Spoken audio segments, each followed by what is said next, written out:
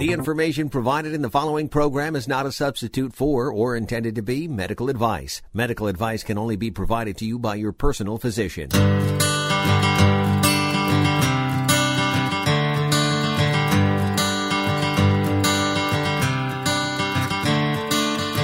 Another turning point, a fork stuck in the road. Time grabs you by the wrist, directs you where to go. So make the best of this test and don't ask why. It's not a question but a lesson learned in time. It's something unpredictable, but in the end is right. I hope you had the time of your life. Good morning, everybody. It's Thursday morning at WCTC Studio. I'm Dr. Harry Schick from High Point Health Center in Highland Park. The show is Natural Health Consultants, and I'm so glad that you joined us here today. Our phone number at our office, if you want to speak to us, is 249-9800. And here at the studio, it's 545-9282.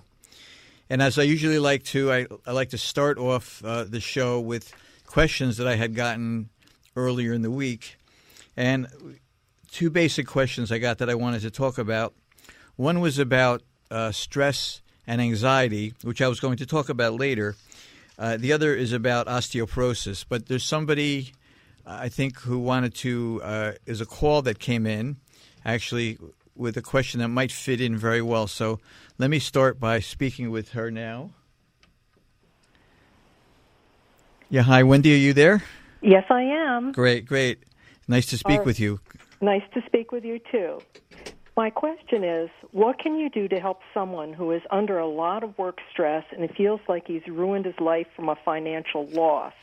He feels trapped in his job that he doesn't enjoy, and how can you help him break out of his negative thought patterns and his negative stories that he keeps repeating and stop dwelling on his past mistakes and feeling like he's just ruining things? And he doesn't sleep, and he listens to his iPad at night when he, wakes up. He sleeps maybe a couple hours and then wakes up, listens to his iPad, falls asleep, and then wakes up again. Wow. Okay. That is a great question, and I appreciate the detail. It makes it easier to answer.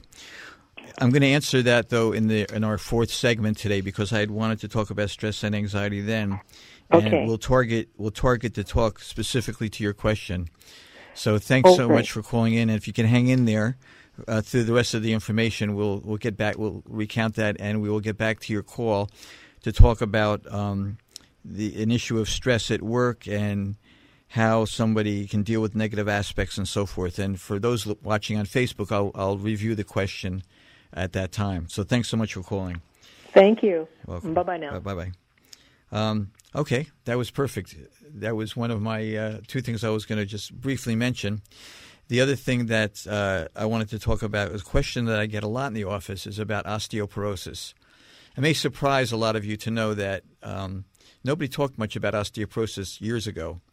In fact, when the FDA allowed drugs for osteoporosis to be released on the market, when the drug companies first released them, basically nobody bought them because nobody really cared about them.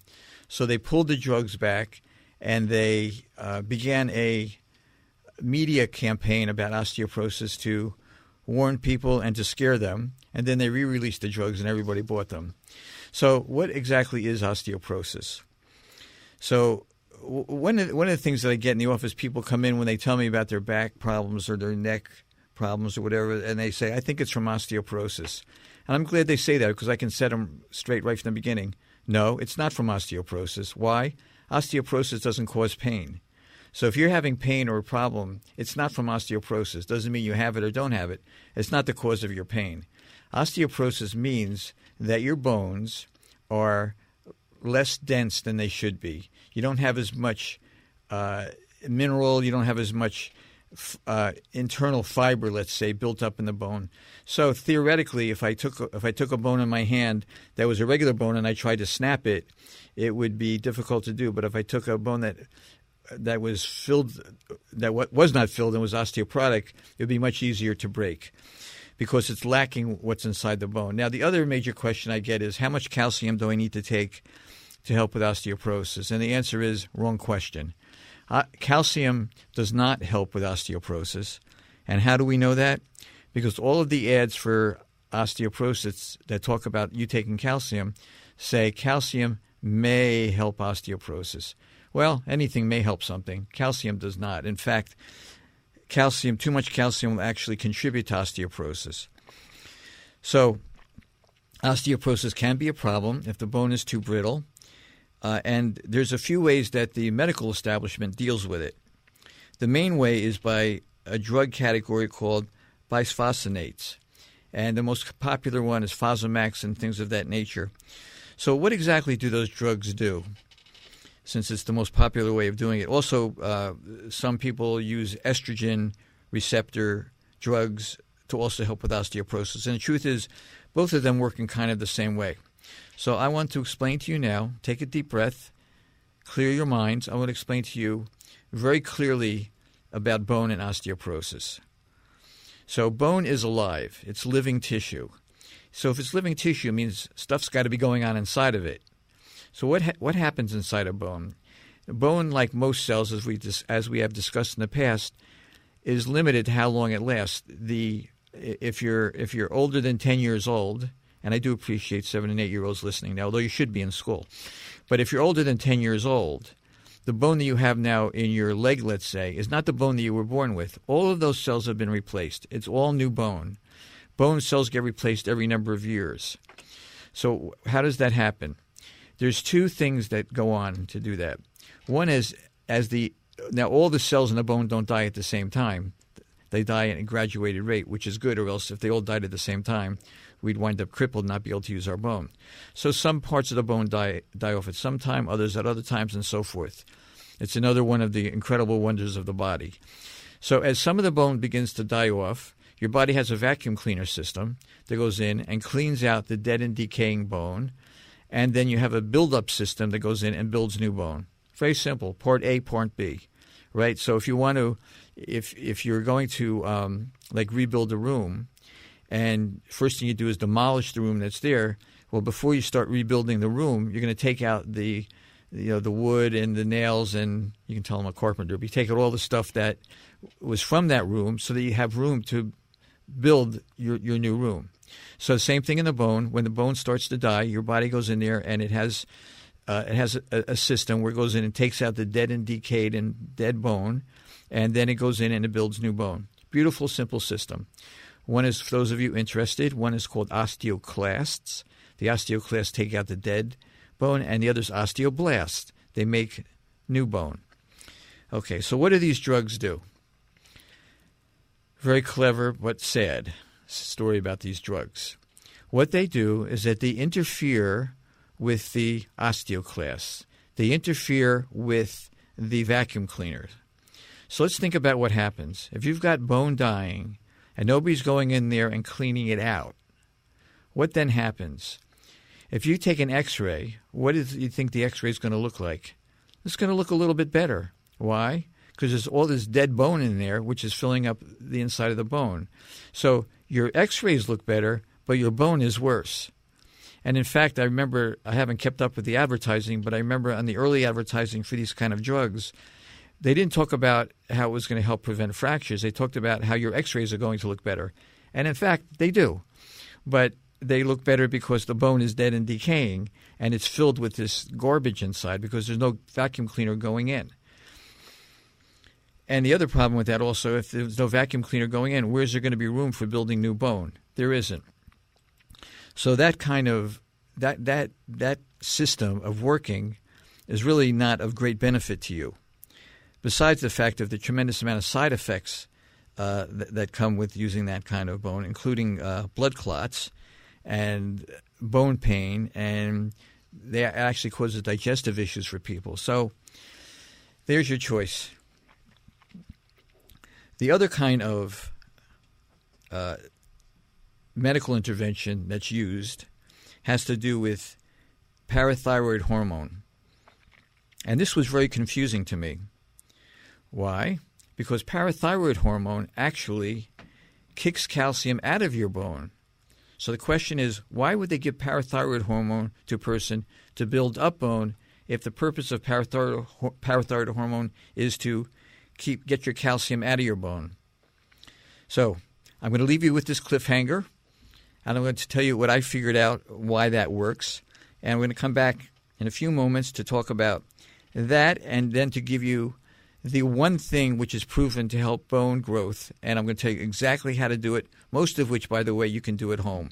This is Dr. Harry Schick, natural health consultant from High Point Health Center, WCTC. I'll speak to you in a minute or so. Please hang on for our cliffhanger. Scam artists have been around forever, making promises that can't be kept. Everything from get rich quick to lose 30 pounds this week. Today, scammers are very sophisticated, taking advantage of homeowners facing foreclosure. If a so-called loan modification expert asks you for an upfront payment to fix your loan, run, and run fast. Be aware of promises that can't be kept, like, I guarantee to save your home. We can significantly lower your mortgage payment. We have a 97% success rate. When it sounds too good to be true, it usually is. Learn how to protect yourself from foreclosure scams at www.hud.gov/fairhousing. Assistance from a HUD-approved housing counselor is your assurance that the information is trustworthy and free.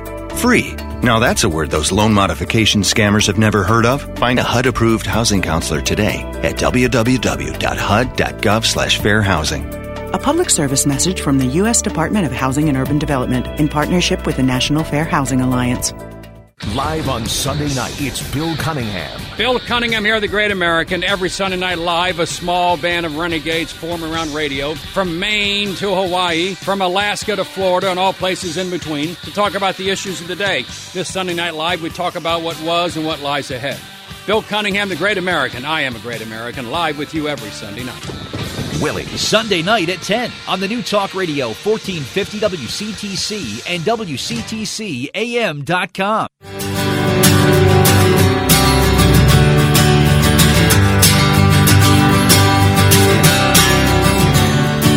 It's something unpredictable, but in the end is right. I hope you had the time of your life. Okay, welcome back. I'm going to pick up on the few other points on osteoporosis. So we talked about the major drugs, how they are sold and what they're supposed to do and what they don't do. And I mentioned parathyroid hormone and how that is a hormone which kicks calcium out of the bone. And the question is, how could that possibly help? And I think the reason that it does help, because the early study that I saw was that injecting people with parathyroid hormone actually helped increase or diminish osteoporosis. Because I think what happens is that when calcium gets kicked out of the bone starts to panic, and it stimulates the osteoblasts to work. So I don't think it's for the reason that they're saying that it works, but I think that it's from doing that. So that, again, is not the answer. Because up until very recently, if people asked me what's proven to help with osteoporosis, the only thing I could tell them was taking parathyroid hormone injections, which I don't recommend. And then we know a lot of people talk about resistance exercise. So bone is very interesting. If you put consistent pressure on a bone, the bone will grow more bone in that area. Sometimes we see this on an X-ray where there's been a misalignment in the spine over years, and we see there's increased bone growth in that area, which are known commonly as bone spurs. So bone spurs are actually a defensive accommodation of your body to put down more bone in an area where there's more stress being put down there. Okay, so what about osteoporosis? Let me finish up with this because I want to tell you the good news. So from what I have seen, and this is pretty recent, and I've only been doing this for a while, but I have had people go back and re-get their scans done, and they have improved, which is quite exciting. There's two steps to it. One is there's a specific nutrient. I use one that's called bone nutrients, which basically has in it all of the nutrients that are needed. And although we know that resistance exercise is supposed to help, people just don't do it, or they just don't do it right. So what does help, and I saw this study, I was so thankful that I saw it, is something called whole body vibration. And if you've been to my office, over to our office, you see that we have two of these machines. But all you have to do is stand on this machine, and it vibrates and kind of jiggles you. One of our patients calls it the jiggle machine. It jiggles you, and by jiggling you, it actually stimulates the bones of your body. And when your body gets stimulated, or it's like the opposite kind of it's similar to like a rebounder or a trampoline, except the trampoline doesn't work because the trampoline absorbs the shock. But on a vibration machine, your body absorbs it, but there's not much shock because it's gently jiggling you or vibrating you. So we actually, for many people, we have them purchase a unit to use at home, tell them to watch it for 10 or 15 minutes a day. It seems to work best if they listen to a podcast of the show while they're on the machine. I don't know why that is. But they're on it for 10 or 15 minutes a day, and they take their bone nutrients, and amazingly, their osteoporosis has been getting better in those people we have retested. So for more information on that, you know where to find me, 249-9800, and we can set you up with a home program to help you with your osteoporosis. So glad to get that out there. I see people taking these drugs. Anyway, I want to get you – this is the natural health consultant, so I want to get you in a natural way that actually works. The other thing I wanted to talk about in this segment is something very near and dear to me, our hearts. So let's talk about the heart for a few minutes. We used to joke around that when people would go to the doctor, as long as they came away and found out their blood pressure was okay, they felt like they had a new lease on life. Didn't really matter everything else. And then people started talking about what's my blood pressure and what's my cholesterol.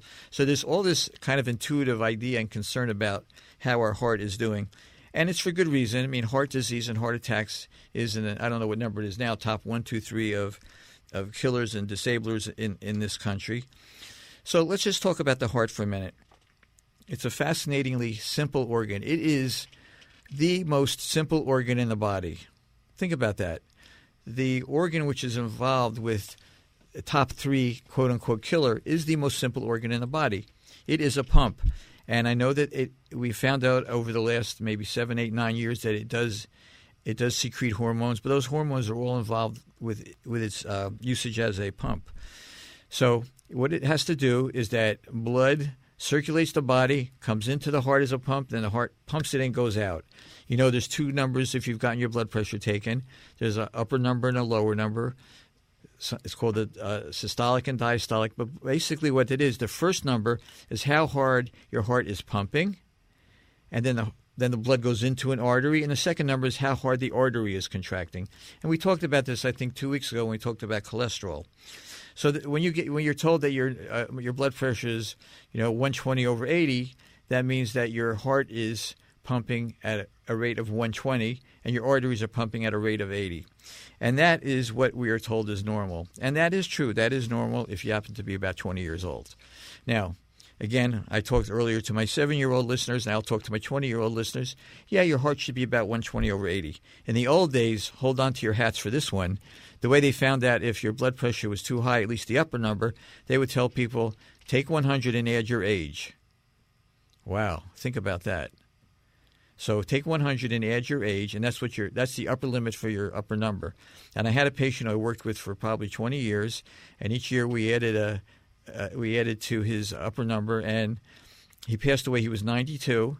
His blood pressure, his upper number was 180, and he lived to 92. So the lower number is a different issue, and I'm not saying only go by that, but I want to take some of the panic out. I had a patient yesterday, oh my goodness, my blood pressure is 138. Okay, there's 140/90 was never treated until recently. 140/90 was within a normal range. But as we know, the range gets lower and lower. People panic more and more. And now I have people telling me, how do I get it under 120/80? I want to get it lower. So it's an insanity we have with these numbers and not understanding these numbers. So when you get if you're going to get your heart checked, they take your blood pressure, take your pulse. Your pulse is very important to know in relation to your blood pressure. Sometimes you'll get an electrical check to find out how your electrical system is working, called an EKG. An EKG is a wonderful test to tell you if you have had a heart attack, but is not very predictive of anything. We have a test in the office, which we love doing, called heart rate variability, which is predictive of how your heart is doing. And we do that test all the time, and it's a measure of how your heart deals in terms of stress. And don't you think that's important, how your heart deals in terms of stress?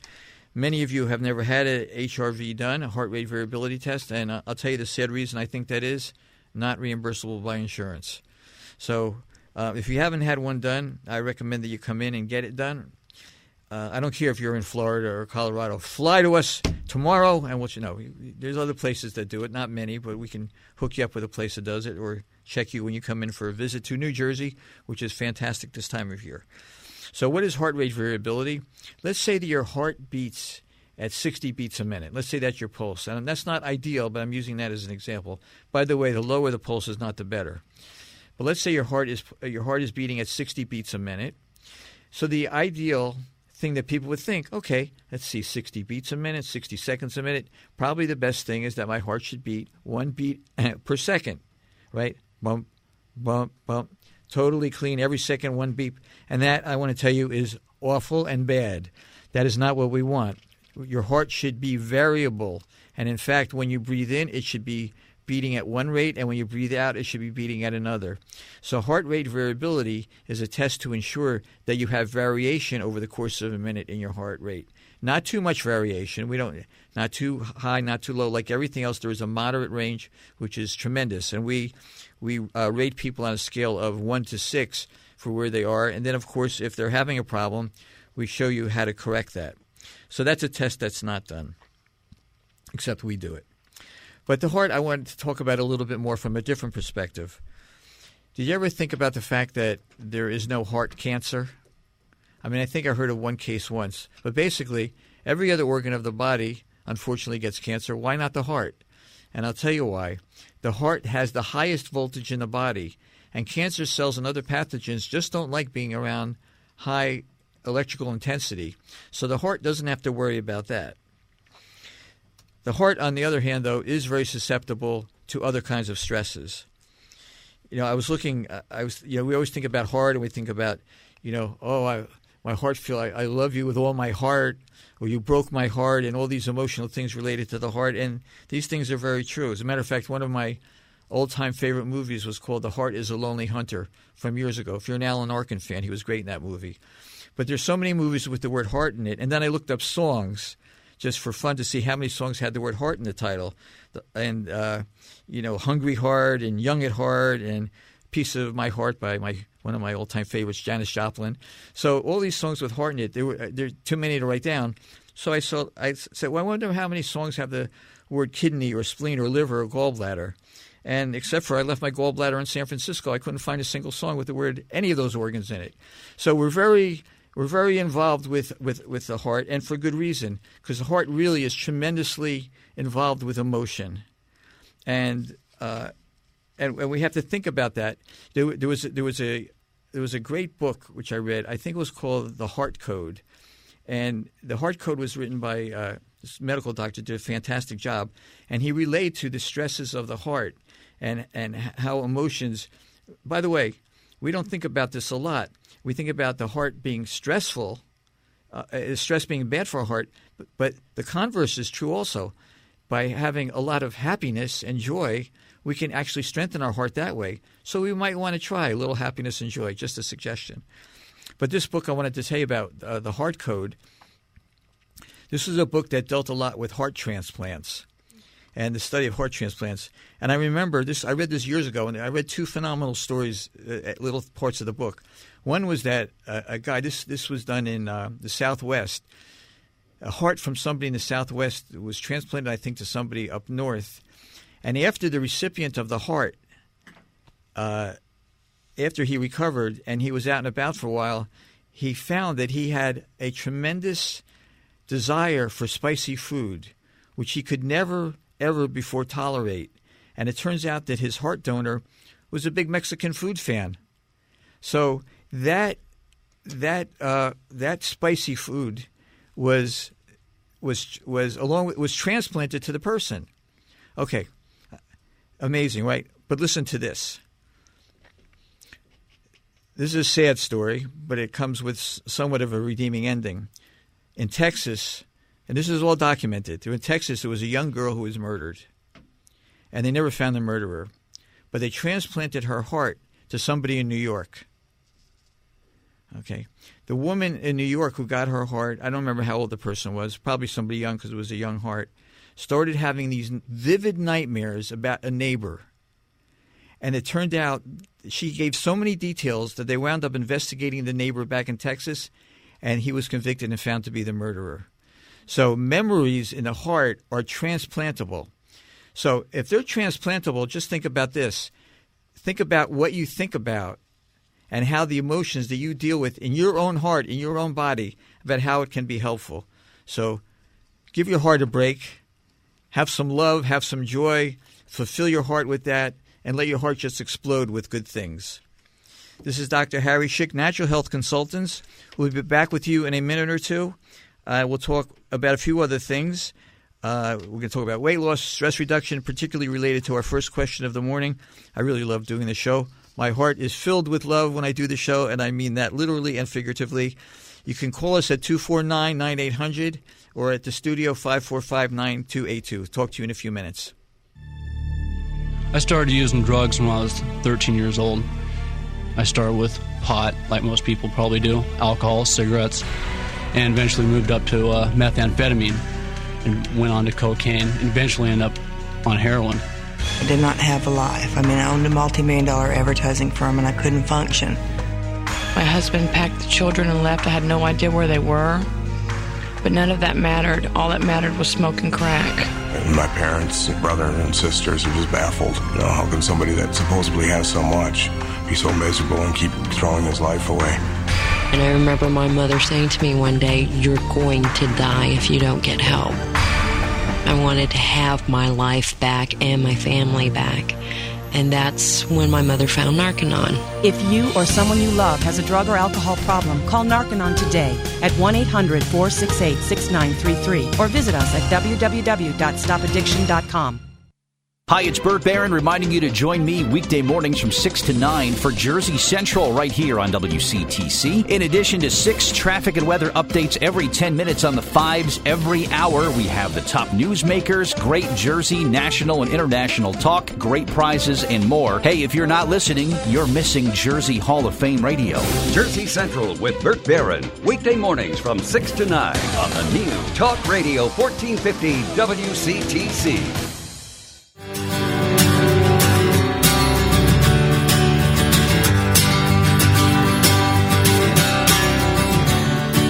It's something unpredictable, but in the end is right. I hope you had the time of your life. Okay, we're on the other end of the hour now. And as usual, my pleasure to welcome Honey Sturzer with us. Hi, good morning. How Good morning. are you? Good. How you doing? You here? I'm here. All right. Excellent. Excellent. So, just to redeem myself for false advertising, in our memo, we're going to talk about memory and balance. That is our agenda for next week.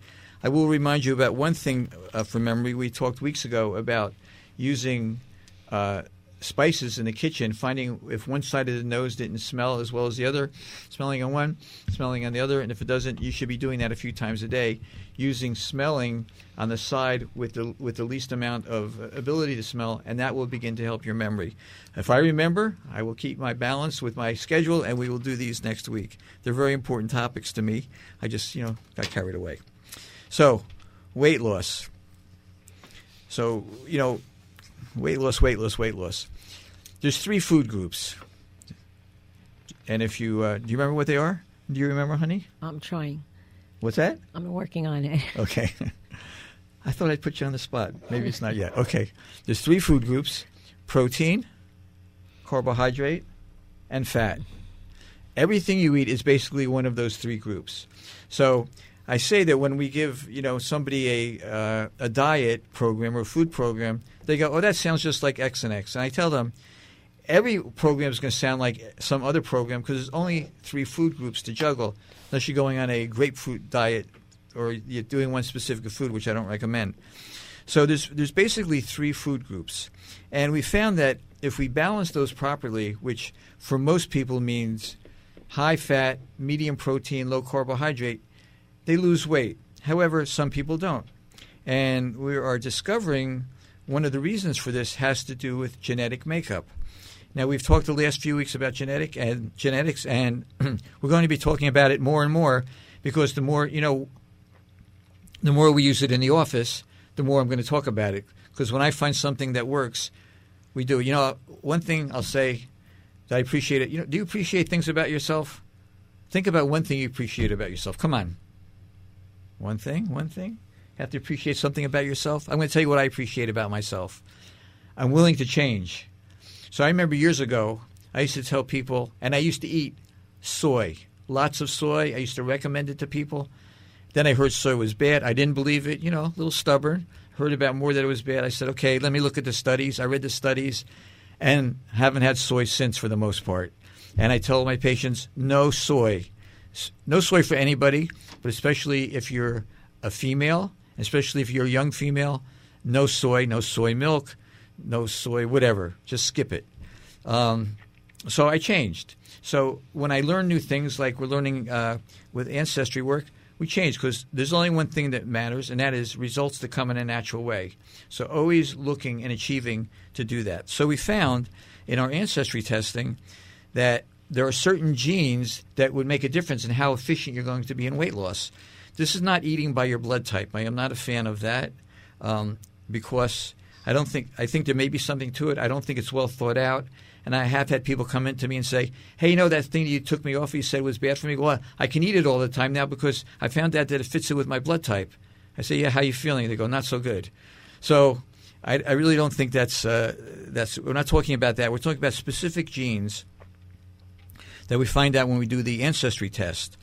So some genes actually are very good at are helpful for you to convert fat and protein to energy.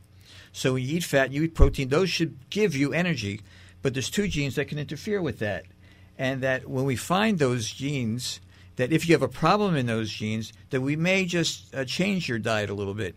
And you've seen how, we're doing things and finding out genetically how different nutrients are being helpful to people more and more. Yeah, especially when you get your genome sequenced and you can see actually which variants you have and how they might be affecting the way you feel.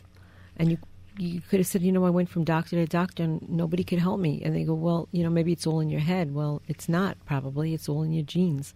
And it's really unfair not to find out about this critically important part of what we're now discovering to be having such huge effects on how we feel, back in that, I don't know if it was the 60s or the 70s, there was a nutritionist, his name was Roger Williams, and he wrote a book and had an idea called all about individual bioavailability or something of that type.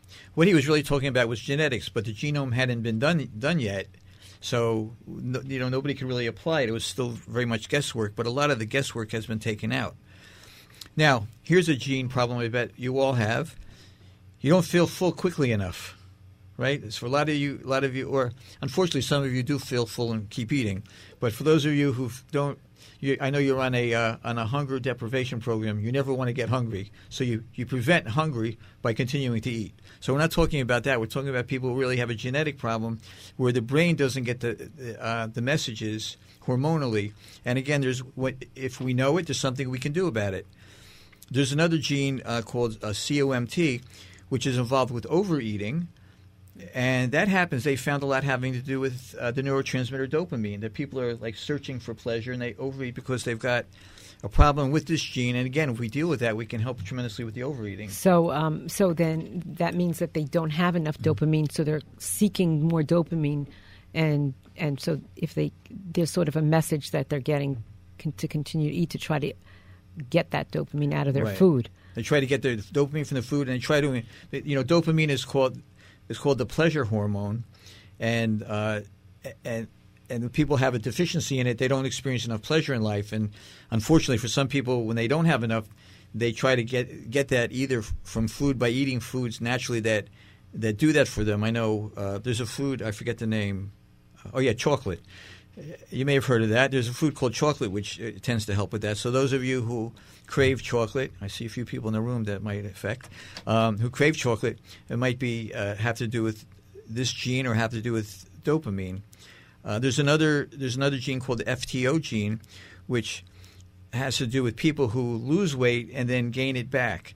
I'm not talking about people who go on a very good program and then just start eating whatever they want, but people who can't keep the weight off even though they're following a program.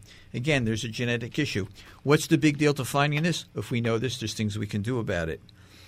And then there's another gene where people just absolutely cannot process carbohydrates well.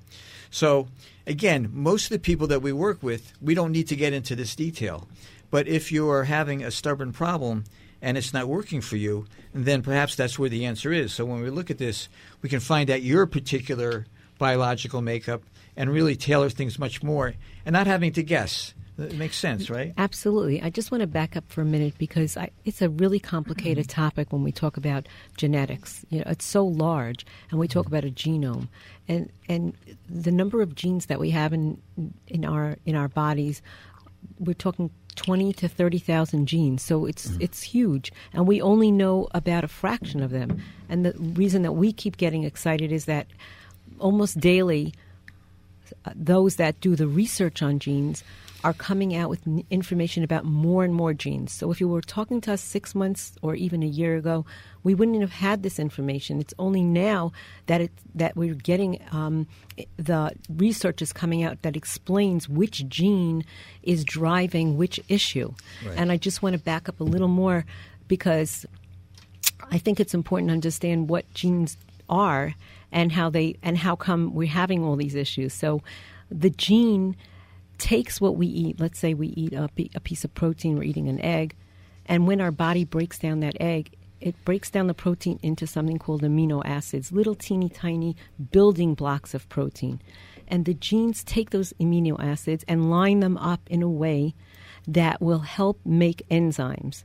Because nothing that we eat will ever get into our cells if we don't have the right enzymes to break them down or to move them around. Right. So enzymes are made from protein, and the little teeny tiny building blocks of the protein that get rearranged are into enzymes. When we talk about a gene problem, we're saying that for some reason, when we inherited the genetics from our parents, because in order to make us who we are, because we look like one parent, we sound like another, that's all because of our genes.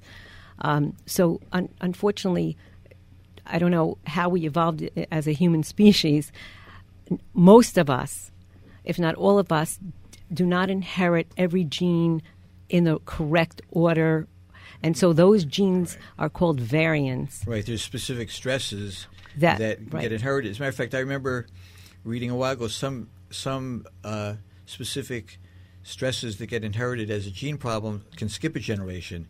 So I know we like to just blame parents, but some genes from grandparents can skip a generation and then become activated in the current generation. Right, and something else that we talk about, which we'll probably get into at another time, is when a parent or a grandparent has a stress in their life, that could change the way their gene operates or it gets expressed.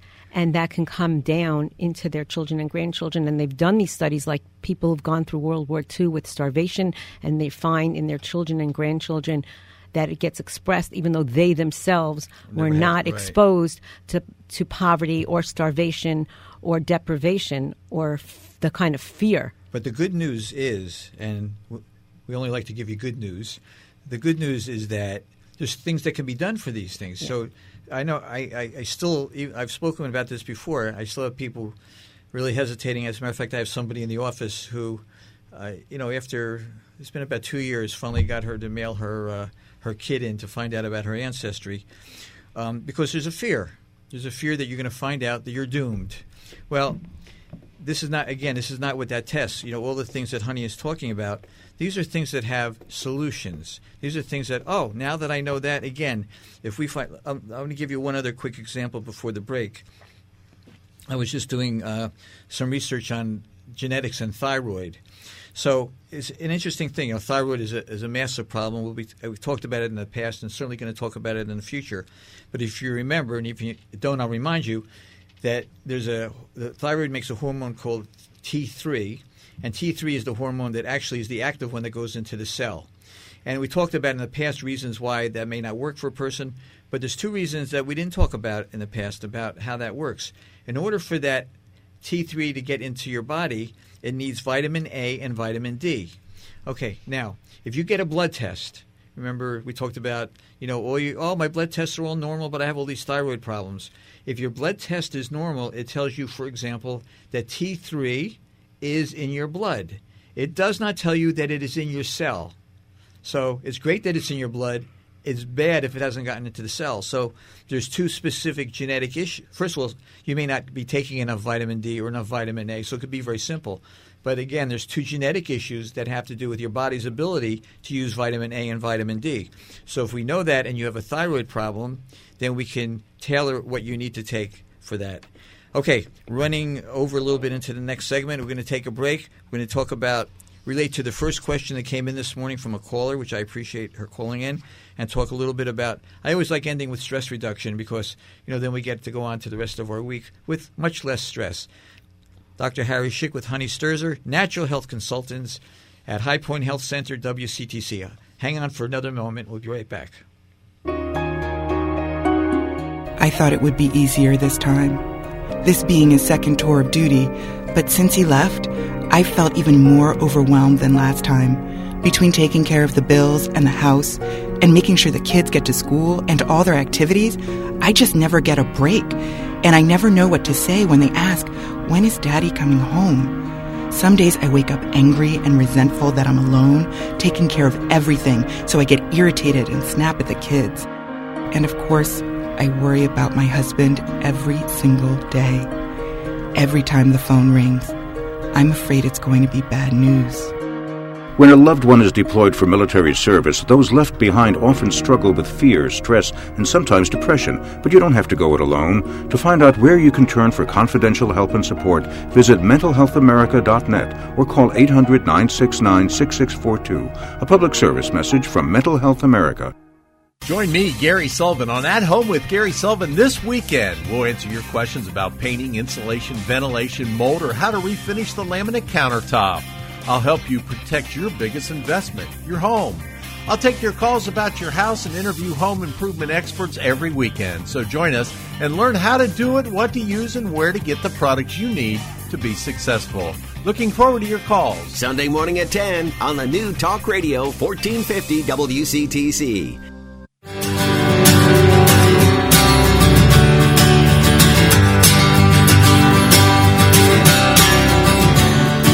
It's something unpredictable, but in the end is right. I hope you had the time of your life. Okay, we're moving into our last segment. Thank you for sticking along.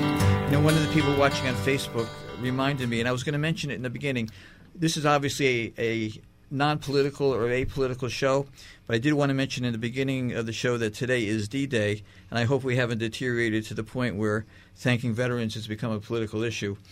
So Nancy, who is watching, is tremendously involved with things to help veterans out. We try in our office to do the same. So I just wanted to, veterans who are listening, I was telling somebody that my generation is the first generation that didn't have compulsory service in the armed forces. Whether that was good or bad, it certainly makes this generation different.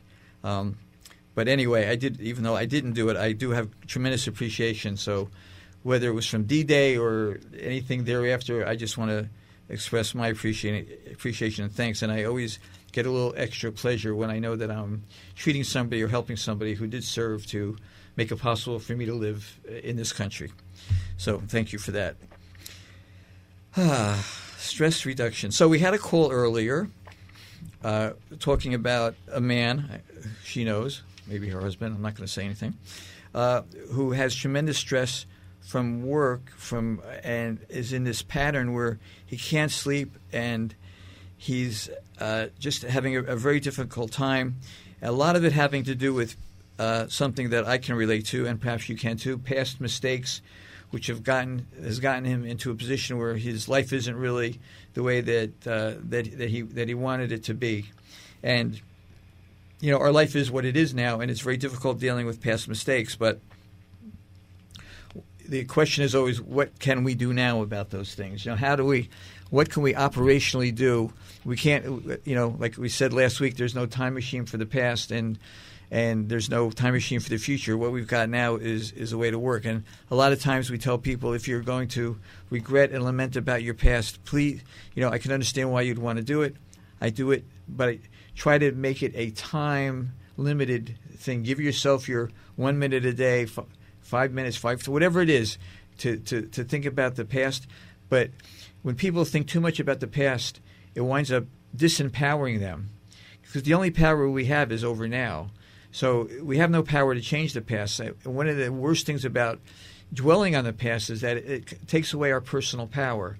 And that is one of the worst things, when people don't feel empowered and feel helpless and can't do what they want to do in the here and now. Yeah, that absolutely makes so much sense. And we talk about that, frequently, that if we feel powerless, then we're going to become more anxious, and then it becomes a vicious cycle.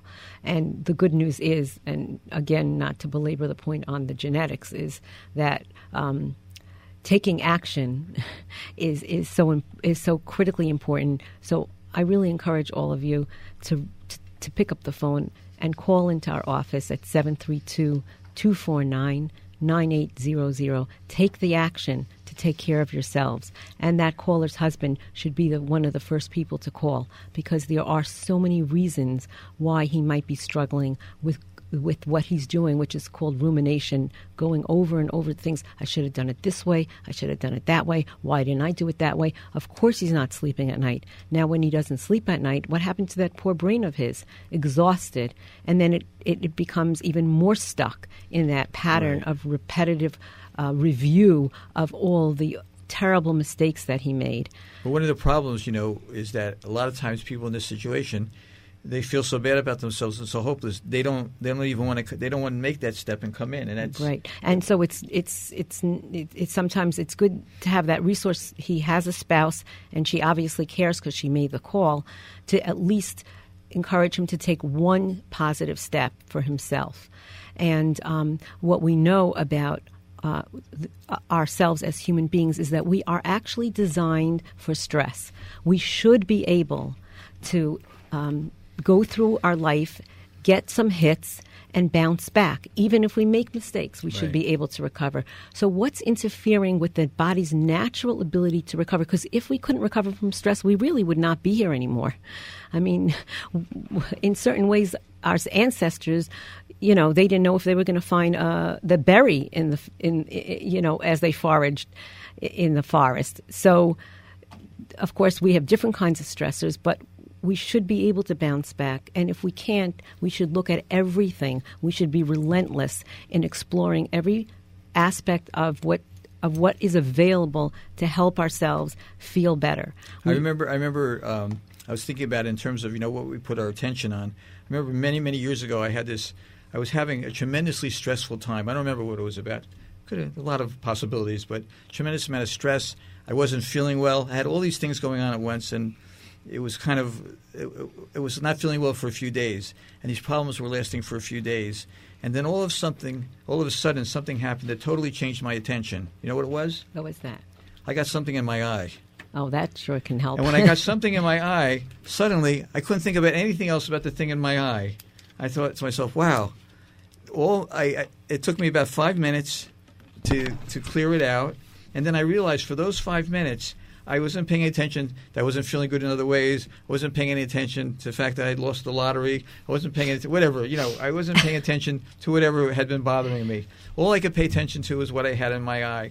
And I thought about that, and I said, that's not a treatment protocol I recommend to somebody. If you're down in the dumps, put something in your eye to take your attention. But just think about that. You can, I ask sometimes people, I say, they say, I have so many things on my mind. I tell them, no, actually you don't. You have one thing on your mind. You may have a lot of things you're jumping to and from, but you can't. I'll give you an example. Right now, on Facebook, at home listening, or on the podcast later, I want you to think about the shore.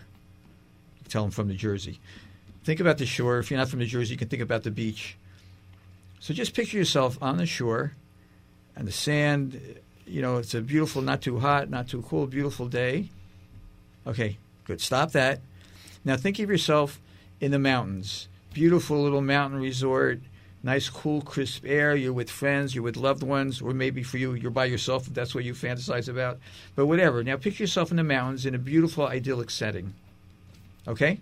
Now, we have the shore setting, we have the mountain setting. Now, I want you to think about them both at the same time. You can't do it. You can flip back and forth, but you cannot think about them both at the same time. You only have one thing on your mind at a time. And what are you going to pay attention to? So if I'm having struggles with my past about past business mistakes I've made and so forth, if I can put more of my attention on what I have now in the present time, but you can't think about both things at once. So the more you think about the now, Lila, and the more you focus on what's going on now, the less your mind can be in the past. And the past can be very cruel, creeping in on us, but we stay focused on on the now and in the present time, and it will help tremendously. Absolutely. And I think that, as we layer in more and more practices that you can do to support yourselves and sort of veer away from just staying in that negative thought pattern, the better. Anything and everything that you've heard running in place, changing the way you're thinking, changing the way you breathe, remembering the half smile. But also, don't forget about this whole piece is to really take care of yourselves and explore why you're struggling more than maybe you should be. Did you guys know that what you eat can affect the way you worry about everything? It's unbelievable how critically important our nutrition is, and for certain people, just to sort of connect the dots, who have different genetic variants, certain foods are going to cause them to become highly anxious, to have your brain become more inflamed, and the more inflamed that your brain becomes, the more anxious you will be. I do brain maps in my neurofeedback practice every day of the week, and you can actually see on the maps how the brain looks when there's inflammation. So there's two pieces. There's the psychological or the psychogenic, and Dr. Schick just mentioned a practice that you can use, and there's the neurogenic or the neurological, meaning that if you have an inflammatory process, you're all the tricks that we can talk about are not going to necessarily stop that anxiety. And we've made the finding out about the inflammatory process. We've made so easy for you. Okay, you don't have to leave your house. Okay, we now, if you're in the metropolitan area, we actually have a blood lab that will go to your house at no extra charge and draw your blood. So you don't have to leave your house. I'm thinking about the person who called earlier. We can get blood work done right at your house. And for the genetic testing, don't have to leave your house. You can just spit into a tube and mail it in. And with those two pieces of information, when we get your blood work back and we get your genetic work back, you'll be amazed how much we will already know about the inflammatory cycles going on in your body. And again, as I said before, knowing about it isn't the great joy. The great joy is when we know something about it, we can do something about it. If you have anxiety, you're depressed, you're stressed, you have inflammation. It goes hand in hand. There's no way. People say, but what do you mean inflammation? I take my temperature, my head's not hot, I don't feel any inflammation in my brain. Right. That's not the way the brain works. The brain, you don't feel that kind of inflammation. Right. The kind of inflammation you get there is stuff that happens where it comes over to you. Right. So I think what you're talking about is on a cellular level, in the individual neurons, they are inflamed. It's not something sort of like if you see your thumb that got banged on and there's inflammation. It's a little bit different than how we typically use that word. Well. We are out of time in 10 seconds. I had another great story I wanted to tell you, but so I really I really encourage and invite all of you to please take that action and call us. We're here for you. We work together as a team from all angles to help bring about help and healing to all of you. Us off. Thanks again to all our D-Day veterans and so forth. We had a great time with you today. Dr. Harry Schick with Honey Sturzer. See you next Thursday.